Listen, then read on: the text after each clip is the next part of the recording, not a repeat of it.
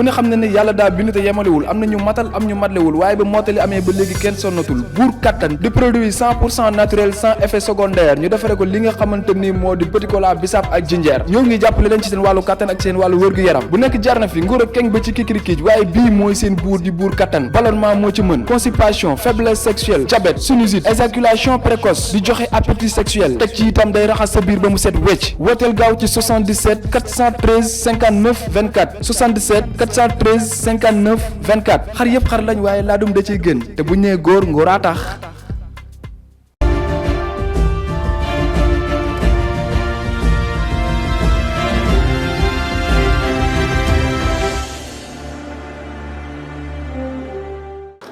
ñu ngi leen di nuyu di rafetlu ànd bi ngeen di ànd ak Sunugal 24 seen émission l'invité de la rédaction moo dellu si waat tey nag ñu si dalal Mamadou Sène moom membre bi nekk membre ci parti politique bi di PRP parti républicain pour le progrès di ak diisoo ak askan wi di parti bi nga xam ne Déthié Fall moo ko sos ci lu yàggul dara Mamadou ñu lay nuyu di bàyyi nga nuyu ak ñuy suivre. Moustapha maa ngi lay nuyu di nuyu askanu Sénégal yëpp di nuyu tous les républicains progressistes di la gërëm ci opportunité bi ñu may ñu mën a diisoo ak askanu Sénégal merci beaucoup. ok diisoo ak askan wi la di parti boo xamante ne bu yees la. Déthié Fall teg ko. alors bi mu ñëwee posé waat na benn question bu fi yàgg nekk mooy parti dañoo bëri ci réew mi. on a 300 et quelques partis politiques ñu jàpp ne est-ce que doon un parti de plus sinon seen parti PRP lan la nar a indi lu yees loo xamante ne dinañ jàpp ne indi na une nouvelle touche. maa ngi lay remercier bu baax Moustapha. PRP parti républicain pour le progrès diisoo ak askan bi parti la boo xamante ne du nekk parti de plus dans la mesure où parti la boo xamante ne lépp lu muy def diisoo la koy def ak askan bi dafay dem ci askan wi waxtaan ak ñoom diisoo ak ñoom recueillir les préoccupations indi ko ci laboratoire parti bi ñu organiser solution yi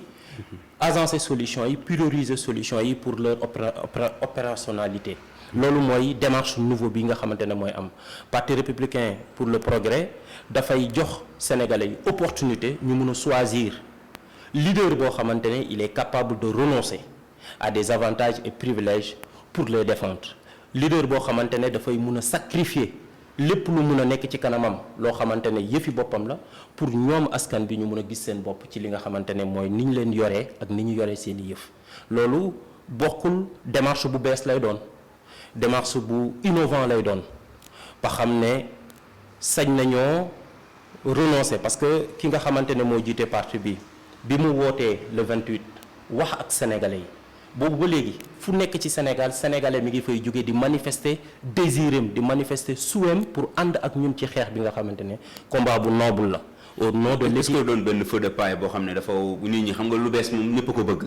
woote ngeen nii lu bees rek ñëpp topp leen mais après finalement est-ce que ni ngeen animation bi war ci parti pare ngeen pour. réponse bi gën a gaaw bi ma lay jox mooy dañu woote le 28. 10 jours après le président du parti ak directoire du parti bi nekk ci terrain bi commencé di recevoir sénégalais di dem en contact des sénégalais on était à l'intérieur du pays semaine passée. semaine bii may wax ak yow moment bi may wax am na ñu déployé sur le terrain. gis ngeen le président du parti commencé di recevoir des sénégalais yoo xamante ne dañu épouser vision bi na seen xel daal. parti républicain pour le progrès dafa jox boppam àpp dane sénégalais yi woote naa éthique woote naa njub woote naa doxalin bu bees ci politique te décembre bii ñu jëm danañu teg congrès loolu kooku sas na boppam xam na responsabilité am bu mu yore xam na attente yi nga xamante ne population yi am nañ ko ci les acteurs politiques mu bëgg a indi rupture bu profonde sur le rapport avec les privilèges sur le rapport avec les avantages de l'État sur tous les autres points yi nga xamante ne population yi ñu ngi ciy critiquer les acteurs politiques du ñu ci gis le président Déthié Fall parce que projet bi ñu porté projet bu am solo la mais ki ko porté aussi dafa prouver à la face du monde que je suis capable de renoncer sama salaire député jël ko di ko joxaat askan bi et ça. mais wax nga ci ko porté expliqué na loolu lépp ci salaire bi mu xam ne jox na ko askan wi kii yëpp. mais lu am solo la. xam nga loolu tax na sénégalais yu bëri pas plus tard que lundi. bi ma wàccee Kër Massar ci terrain bi. di seeti ay nit dama dajeeg benn kilifa mu ne ma li Déthié acte bi mu posé tax na lépp lu ma jàppoon ak fu ma nekkoon bàyyi naa fa ñëw fii. d'accord mais damay continuer ci lancé boobu tey ji tax na ñu bàyyi ko ñëw mais politiquement. am na ñu ne Déthié du poids lourd. loolu tamit est-ce que doon benn handicap. xam nga léeg-léeg damay reetaanloo débat sujet boobu. parce que Déthié le président Déthié Fall par loyauté bi ñu ko falee vice-président dafa amoon pour mission implanter le Rewmi, renforcer le Rewmi dans chaque circonscription électorale du Sénégal. kooku dafa déployer wu au-delà de sa personne chaque militant chaque responsable du parti fekk na la ca barab fekk la sa kër fekk la sa koñ nga néew fa doole mu accompagner la renforcer la introduire la boole la ak ay nit énergie boobu mu déployer sur l'étendue du territoire national det gis ngeen ko mu dem à l'étranger implanter le parti kooku bu fekkee ne en tant que vice-président la doon def liggéey bu am solo boobu bu nekkee président du parti base am mooy chaque sénégalais boo xamante ne idée yi muy porté. non waxu ko ñàkk base nga may wax base am mooy chaque sénégalais loolu tamit Mamadou duñ ko mën a dégg parce que tey jii par exemple su ma nee président Macky Sall non su ma nee même ma continuer sama question rek Mamadou même ma continuer su ma nee la Macky Sall nga ne ma Fatick ma ne Idriss Seck nga ne ma Thiès may la Khalifa Sall nga ne ma Dakar Déthié Fall fan nga may wax. xam nga Moustapha dafa am histoire politique du Sénégal dafa am lu mu tëddee koo fi musa wax base mooy parti bu nekk au pouvoir c'est militant et responsable à la base occuper les responsabilités communales loolu moo fi am mooy réalité bi fi PS nekkee waa PS ñoo yoroon mairie ñoo yoroon conseil départementaux yi bi fi PDS nekkee c'est la même chose. non mais am nañ base avant loolu Omar Sarr kaawam Dagana gis nañ avant bien arrivé avant cette arrivée. dafay confirmer règle bi exception bu ne day confirmer règle le président Déthié Fall dafa xam responsabilité am bi ko war xam na ne pour mu remplacer Macky Sall en 2024 faaw mu dem ci sénégalais yi waxtaan ak ñoom ci processus boobu lañ nekk ñi ngi jox rendez-vous ñëpp jour passation de service loolu moo ñu ëppal solo parce que projet bi est-ce que loolu tamit c'est pas prétentieux jour passation de service. non en fait ñun dugguñu ci politique parce que dañ ci dugg comme ça. honnêtement yéen a ngi doog a judd yéen a ngi doog demoo leen benn élection ngeen bëgg dem ci ngeen wax affaire passation de service. xam nga le président Déthié Fall bu doon rek dafa bëgg rek dugg nii pour embellir galerie bi li gënoon a simple mooy nekk vice président wala rester biir assemblée rester ak ànd ak ay nit ñoo ñu dugg ci pouvoir mu leer na la ay teraanga dana génn ci pouvoir bi ñëw ci yow bu doon da nga bëgg rek nekk ci vie politique bi di amuser wu rek looloo gënoon a simple soxla woo wàcc ci terrain bi soxla woo def dara da ngay toog ay avantage ñëw déjà avantage yi nga xamante ne statut député may na ko daf ko jël delloowaat ko askan wi kooku duggul ci politique yii nii en toute objectivité c'est un polytechnicien la c'est un intellectuel de haut rang amul lenn lu sénégalais di am ci njàng gu rafet ci parcours bu rafet ci engagement bu rafet ci sincérité ci objectivité ci sénégalais yi rafetlu sa taxawaay ba nga taxaw di leen defal. Mamadou wax nga ko léegi c'est un polytechnicien maanaam du haute facture. waaw du politique yi nga xamante ne dañ leen xàmmee ñu xarañ ci wàllum politique loolu est-ce que mënul doon lu ko gàllankoor parce que ñu xam nañu Sénégal fii tamit ñi nga xamante ne ñëpp dañ leen bàkkee loolu daanaka ci politique bi defuñ ci ay résultats. xam nga ki taxaw jàkkaaroog sénégalais yëpp neen bàyyi naa caay-caay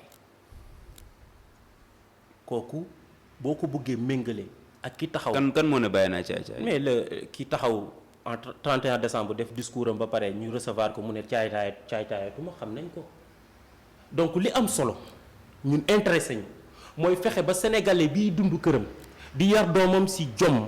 di yar doomam ci nangu liggéey di yar doomam ci éthique di yar doomam ci moral retrouver valeur yooyu muy def ci doomam ci biir këram retrouver ko ci leader bi nga xamante ne mi ngi koy incarner di ko doxal di ko prouver en permanence. ok dañuy waxtaanee léegi PRP mooy parti bi nga xam ne Déthié Fall teg na ko. le président Déthié Fall teg na ko. waaw président Déthié Fall comme ni nga ko waxee. waaw boo xoolee yow réew mi nga bokkoon. docteur Abdou Aziz Mbodj réew mi la bokkoon ak ñeneen mën nañu citer ñu bëri ñoo xam ne réew mi lañu bàyyi ko dem fekk ji Déthié. est-ce que finalement du mu dee doon benn réew mi bis boo xamante ni ñu am beneen lecture buñ ci am. xam nga. du sax damay yàlla daf ñu suturaal bi le président Déthié Fall waxtaanee ak sénégalais yi le 28 mars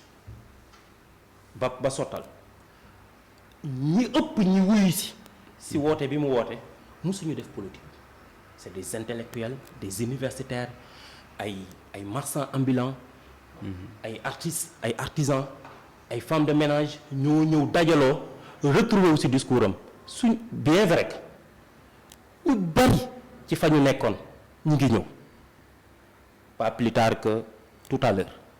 am na ku ma woo sàkku nan laay def ba ñëw ànd ci liggéey bi ñu ngi ñëw mais li ci ëpp jógewuñ ci réew mi si société musuñu def politique. Mamadou Ba loolu boo ko bëggee def comme baromètre da ngay juum parce que sénégalais ñoo bëgg lu bees sénégalais ñoo bëgg lu bees sama genre yi lay ñuy woote naan maa ngi ñëw wala seen parti base mën ngeen juum de. kii nga xamante ne moo porté le projet def na 16 ans d'opposition fukki at ak juróom benn mu nekk ci opposition bi jël na parti boo xamante ne sénégalais yu bari ñu ngi si doon sikki sàkka ginnaaw taxawaayu leader am mu porté ko wàcc ci terrain bi implanté waat parti boobu xam na politique c'est un politicien jàng na xarañ na macha allah mais nag ku yàlla ubbil xel la ci politique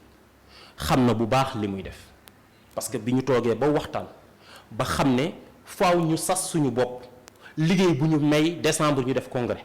koo xam na li muy def parce que ñu wuyu ci ñi si bëri musuñu def politique. beneen information am na ñoo xam ne si yeneen parti politique lañ nekkoon yu am tur bëgguma tudd kenn mais ñu ngi ñëw en masse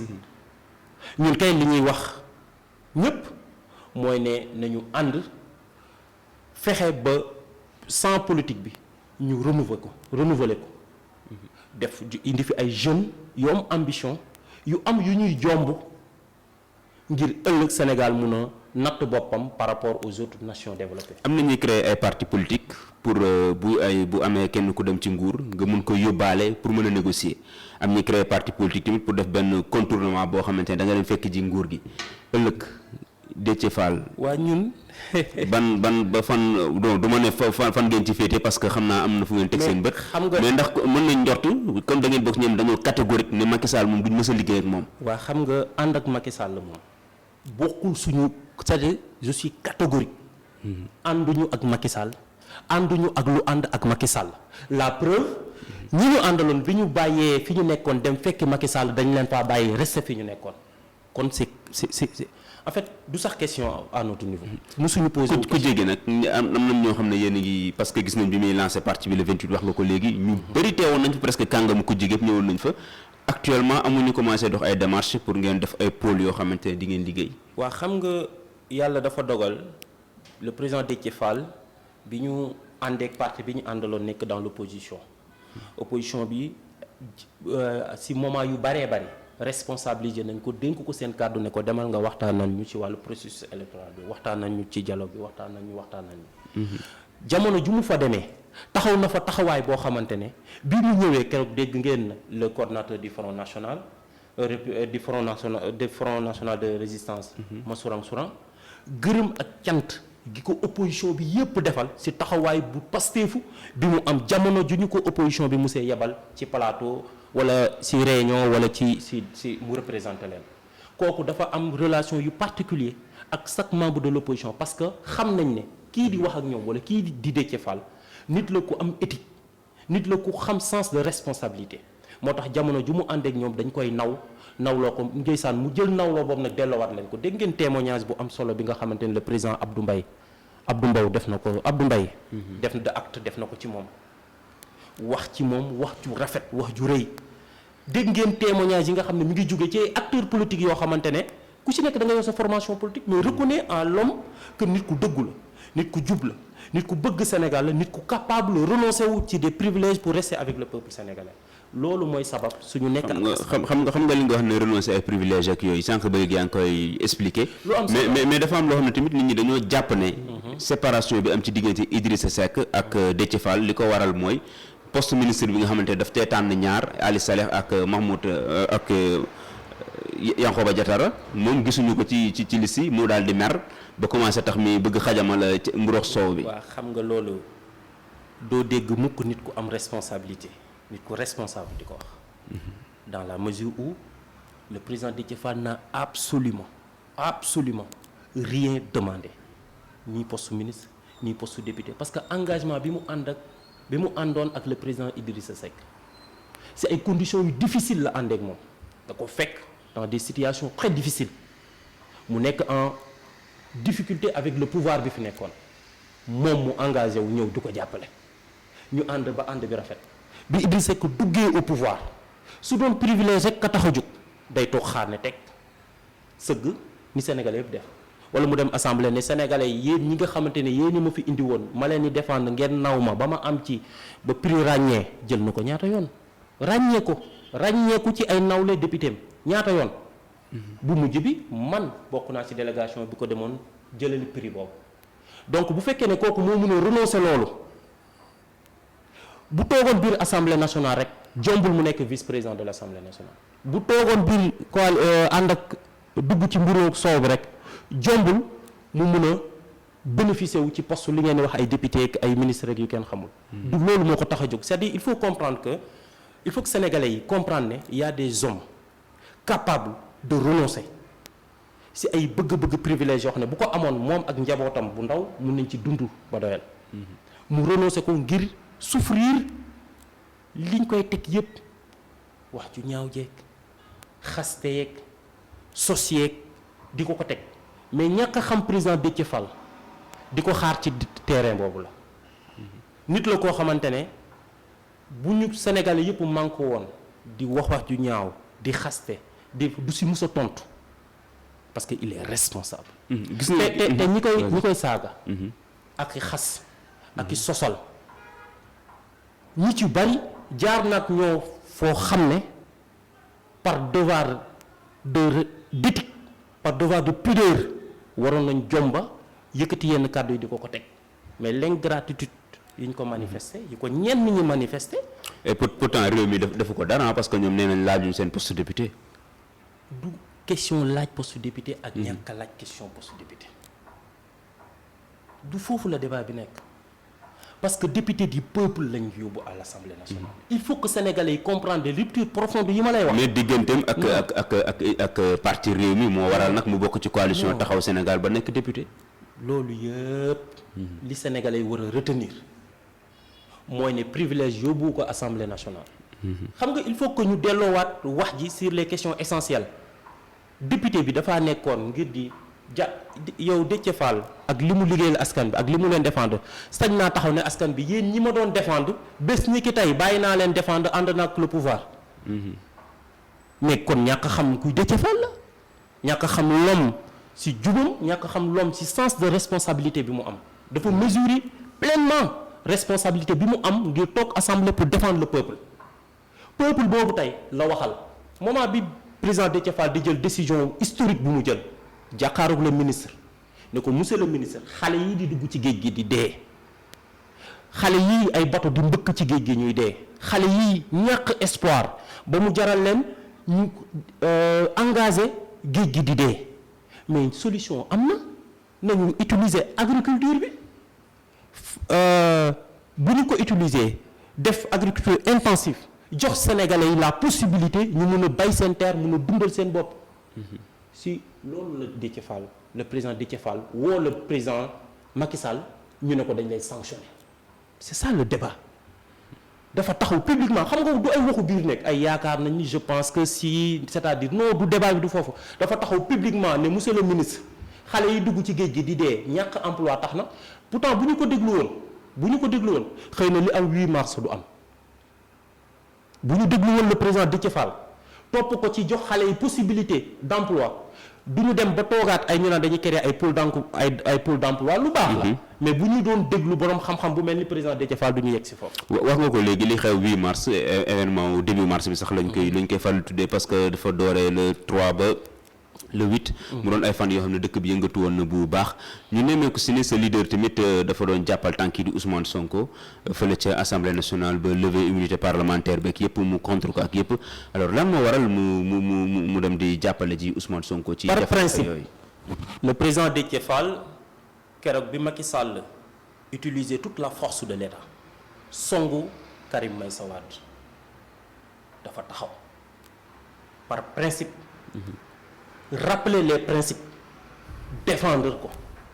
keroog bi Macky Sall ak gouvernement am ak tout l'appareil de l'État mobilisé wu songu Khalifa Ababacar Sall nangu poste député nangu maireem ku ne gis na ni le président Déthié Fall porter le combat défendre ko moo tax it bi ñu toogee ba Macky Sall ak gouvernement am ak tout moom ak ay gaawam bëggee faagaagal benn citoyen sénégalais si ay magu yëg ay wax joo xamante ne tegul fenn le président Déthié Fall dafa taxaw en tant que collègue député dem seeti ko bi mu jotee. bi mu koy seeti man mi bokk naa ci délégation bi. bi mu seeti Ousmane Sonko. bokk naa ci. seeti ko da koo seeti parce que yow mii di wax ak yow Moustapha ñaanuma ko yàlla. bu ñu la tegoon injustice le président Déthié Fall dafay daw si ñëw défendre moom nga njëkk a gis xam nga l'homme moo mel noonu le PRP mënuñu nangu injustice ci forme bu mu mën a doon ak ku ñu ko mën a teg muy citoyen sénégalais danañ taxaw sa côté défendre la selon les principes parce que dara boo koy bañ da nga koy bañ rek mais doo ko bañ parce que kii la tegu wala kaa la tegu loolu moo ko fa yóbbu te moo ko yóbbu feneen ak feneen fépp fu sénégalais bëtam xonkee ñu teg ko lu jaadul le président Déthié Fall dana taxaw. mais ñi yaakaaroon ne dafa am ay diggante yu am diggante moom ak Ousmane Sonko ba yaakaar ne ëllëg war nañ mën a joxante loxo bokk liggéey. li ma mën a seede mooy xaritam la. li ma mën a seede mooy dañoo nawlante. fekkee naa seen jataay dañoo nawlante ku nekk dafa respecté moroomam parce que ku si nekk gis na ci moroomam ay valeur ak degré d'engagement boo xamante ne pour le Sénégal et pour les Sénégalais jar na nga jox ko cër dañoo nawlante dañoo joxante cër keroog jataay bu rafet laa fa fekk jataay bu am solo ku nekk def ci moroomam témoignage yu am solo le président Déthié Fall le président Ousmane Sonko ay kóllëre lañ dañoo nawlante pour le Sénégal et pour les Sénégalais. ok wax nga ko dañoo nawlante pour le Sénégal loolu moo tax ñu doon ay ñoo bokkoon tamit assemblée nationale bi mais dafa am tamit keneen ku bokkoon ci réew mi génn comme ni Déthié Fall génnee mi Thierno Bocoum bu mu génnee teg mouvement la teg agir ñu gis ne am na fu ñu ko doon séentu bokk par rapport ak ni mu nekkoon ni mu brillant yoon fële ci assemblée nationale ba léegi bon suñu lecture la am na foo xamante ne doon nañu fa séentu agir gisaguñ ko fa ndax loolu jàngoro jooju njortoo leen mu màtt wala mu dugg ñi nga xamante ne ñooy waa PRP parce que gis nañu tamit parti la boo xam ne bi muy doog a jóg comme moom tamit engouement am na ci nit ñi topp nañ ko jox nañ ko bopp. nga may ma gërëm tous les invités yi nga xamante ne ñëw nañ ay personnalités yi répondre le 28. le président Thierno Bocoum ñëw na fa ñëw bu rafet toog ci côté frère am participer loolu dafa am message bu fort bu muy joxe. message bu fort bu muy joxe dafay wane ne saa yu Sénégal soxla nous sommes capables de se regrouper autour de l'essentiel le président Thierno wane na loolu mi ngi doxal li muy doxal Azir a ngi dox ni mu war a doxee ak moom ni mu jàppee ne noonu la Azir war a doxee ñu ko siy ñaanal mu am ci li nga xamante ne moom lay séntu li am solo mooy PRP moom mi ngi ci terrain bi mi ngi liggéey auprès des Sénégalais et que bu jotee lu mu ci war a def danañ ko def. élection locale yi dàq nañ ko dàqati nañ ko sax la ñuy wax. xanaa di ngeen ne dañuy sant yàlla parce que yéen a ngi doog a judd yembagoo leen dinañ leen may ngeen defaru bu fekkente ne benn pàcc opposition bi ñu ngi ñaxtu ba léegi. au nom des principes yi ma évoqué tout à l'heure lay revenir at élection locale yooyu ku ne xam na ne depuis 2009 la waroon am caay-caay ak cuune moo tax ba teniruñ ko ba léegi. mais ku jégi tamit am nañ ci wàll. ku jégi amu ci benn responsabilité ku jégi dénkuñu ko nguur gi. mais ñoom ñoo sàkku tamit ñu fichier électoral bi. ku jégi ko li mu mën mooy nga wuruj ay élection mu xool ne fii nga jaar ba wuruj élection yi mu ne la corriger ko nga war a jël toute ta responsabilité mobiliser les institutions pour ñu régler loolu dem élection à date issue ñun d'accord ñu ci pousse élection ànduñu ci tey ànduñu ci ëllëg te beneen aspect am na. opposition bi pour des non-alignés tout le monde d'accord nañ ñu tenir élection yi avant décembre. Seul Macky Sall avec ses humeurs moo ko bëgg a pousse ba 2022 mais su ko dugalee vi 2022 mais 2022 élection législative dafay am ñaari élection ci benn at dana doon lu compliqué wala bu ñu fa yeggee mu jëlaat élection bi législative yi pousse ko 2023 kon 2022 dañuy am élection 2023 dañoo am élection 2024 dañoo am élection du cëru Macky Sall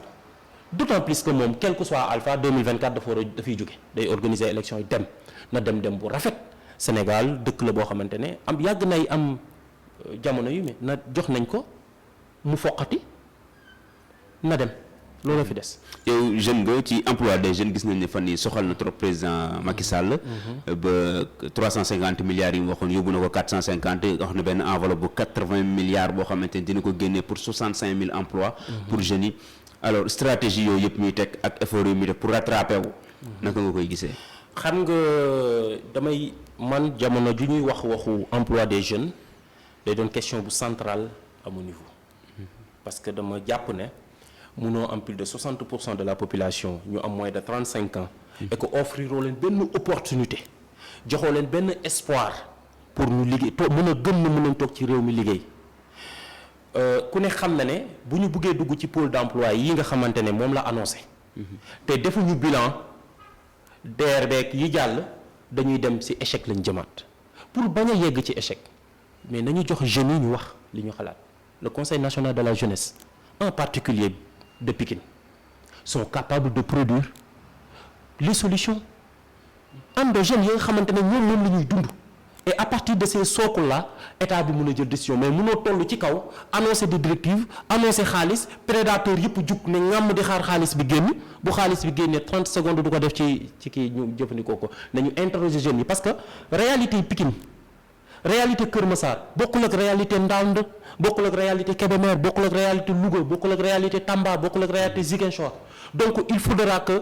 socle de base bi ñu décentraliser ko au niveau des mairies au niveau des conseils départementaux wala au niveau des préfets